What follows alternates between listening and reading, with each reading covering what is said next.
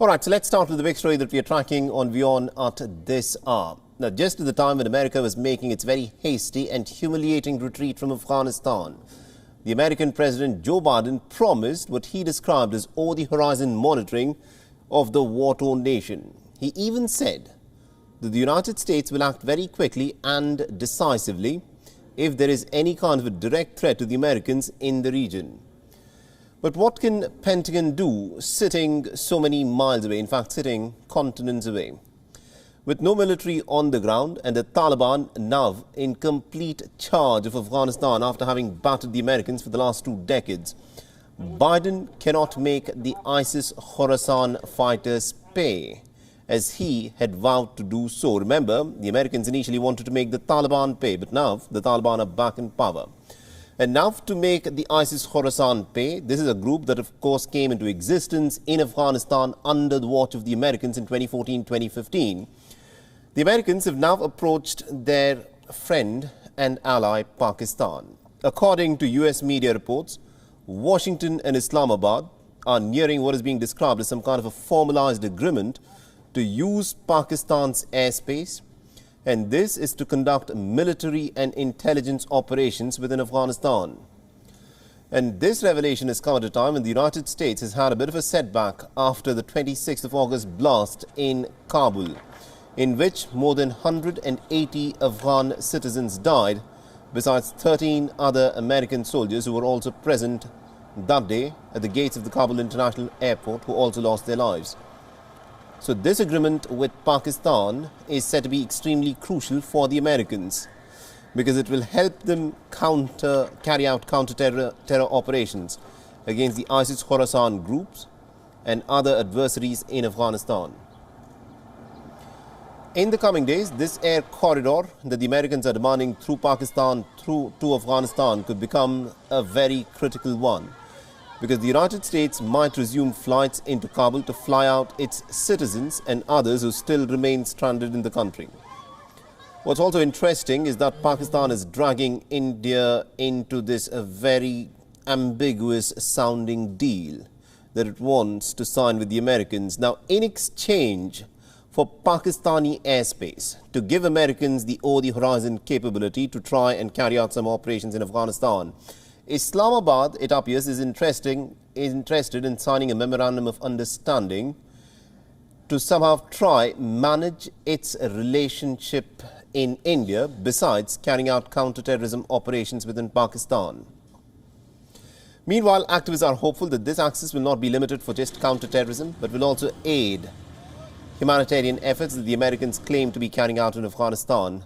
While leaving Kabul, the US officials had said that the relationship with the people of Afghanistan has not ended and that the Biden administration has not abandoned the people of Afghanistan but will continue to help as it was doing before the withdrawal. And even with American help for the last 20 years, remember, Afghans, 50% of them live below the poverty line. It's also important at this point to speculate as to how well this deal will sit with the Taliban. Now, Pakistan has been cozying up with the group even before they forcibly seized power in Kabul, so a US presence so close to home might be viewed as a sort of a clear betrayal by the Taliban. As of now, it's not yet clear as to what Pakistan wants or how much the United States would be willing to give in return for this very hazy sounding deal. But these are all reports in the American media, and it'll be interesting to see as to how much of them will actually materialize. Now, to give us more insights in terms of what is being speculated, we are joined in by our correspondent, Anas Malik, who is joining us live on this broadcast from Kabul. Good morning to you, Anas. This is an interesting report that's been published in certain American media outlets. It says that Pakistan and the Americans are close to signing a memorandum of understanding through which Americans would have a certain air corridor to carry out their over-the-horizon operations. How willing do you think would Pakistan be, considering that the issue of drone attack by the Americans is a very electric one within Pakistan?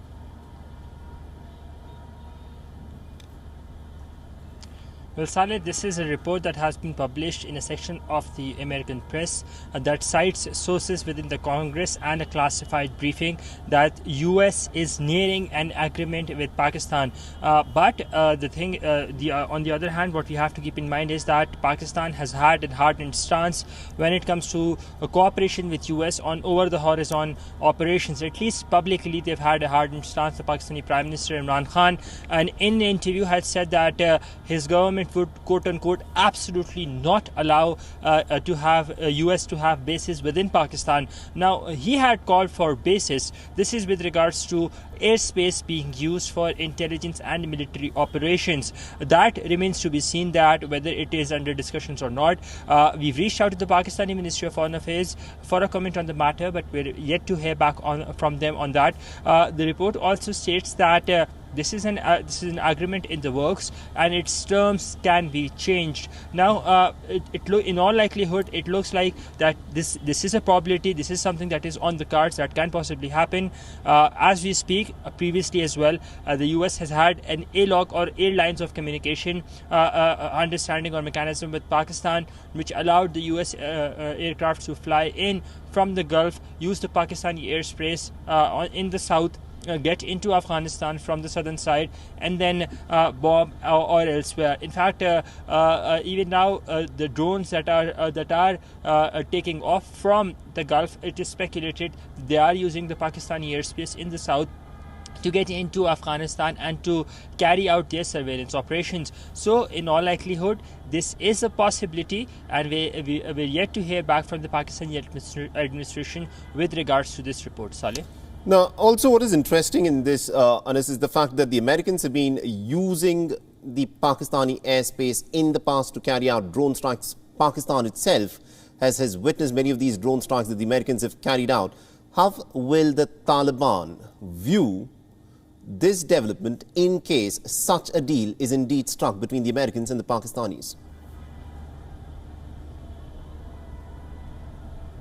Well, it is too early to see that if a deal is struck or not, because Taliban would be visibly miffed at Pakistan in case any such deal is struck or any such agreement happens, because the Taliban have been time and again reiterating that they will not be allowing over the horizon strikes to take place from the United States or the US admins to carry out their operations on the Afghan soil, and they have been emphasizing on the point that they have the capacity and capability to eradicate and take on the IS. In fact, day before yesterday, there was a massive offensive operation launched against the IS in Afghanistan, more to do towards the eastern side of the country, in Jalalabad, in Nangarhar.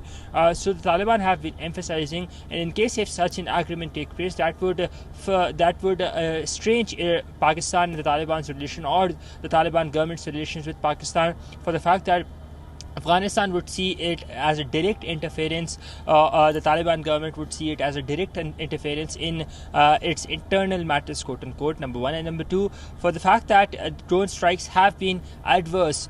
We've seen that debacle that had happened on the 29th of August when the US had conducted a drone strike in Kabul just before its exit, and later onwards they had to apologize as well that they took out the wrong man.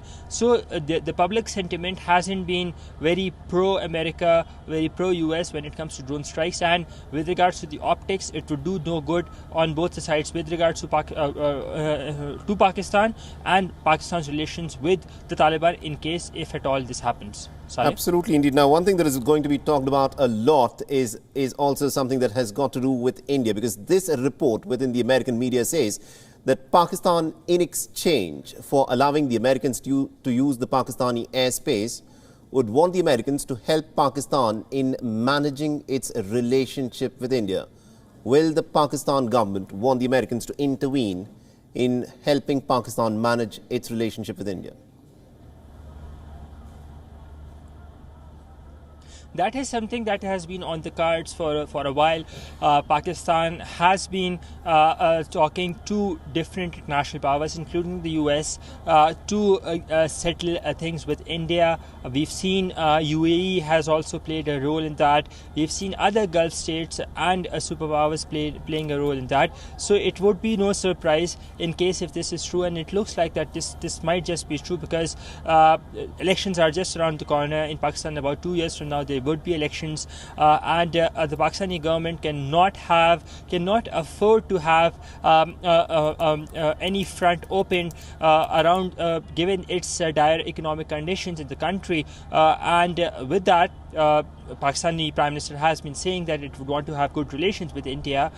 So it won't be much of a surprise in case if the Pakistani administration has reached, because as I said, they have time and again been expressing this desire to have good relations with India. They've spoken about it to multiple superpowers and to multiple countries as well, those who have a standing both in for India and for Pakistan. That includes Gulf states, key Gulf states. We've seen previously UAE playing a role, or trying to say that they had played a role in the ceasefire that took place earlier this year in February between Pakistan and India at the line of control. Then there were reports of Saudi Arabia also playing a role of mediation. So it won't be much of a surprise in case if this happens, and in case Pakistan side has asked for cooperation to ease out things with India from the US side. All right, and just before we let you go on this very quickly, because we're also short of time, what will this move, if in case it does indeed happen, will it mean for the future of Imran Khan? Because all through his campaigning in 2018, before he won the election, he said that Pakistan will never again become a gun for the United States in its war on terror. But if Imran Khan agrees for a deal to give Pakistani airspace for Americans to carry out these over-the-horizon operations in Afghanistan, what will it mean for Imran Khan politically? It would have to be seen what the US has to offer besides this good ties with India. If there's something in the bag when it comes to monetary benefits, when it comes to the economic benefits, then Imran Khan, it would be a win-win scenario for the Imran Khan government, because as I said, the country's economic condition is not that good. We're seeing that an IMF, they've approached the IMF, there are negotiations that would be beginning very soon. So in case if there is something in the bag with regards to a plan or an aid or something around that, or even an incentive in form of a remuneration for using Pakistani airspace, that would be something more beneficial for the Imran Khan government. Right. But as we speak, in case if it's not, then that would be a downfall for the Imran Khan government, because they would need some face saving, some public face saving, as and when, in case if at all this happens. All right, we'll have to leave it there. Thank you very much indeed, Anas Malik, for joining us and getting us all those updates there.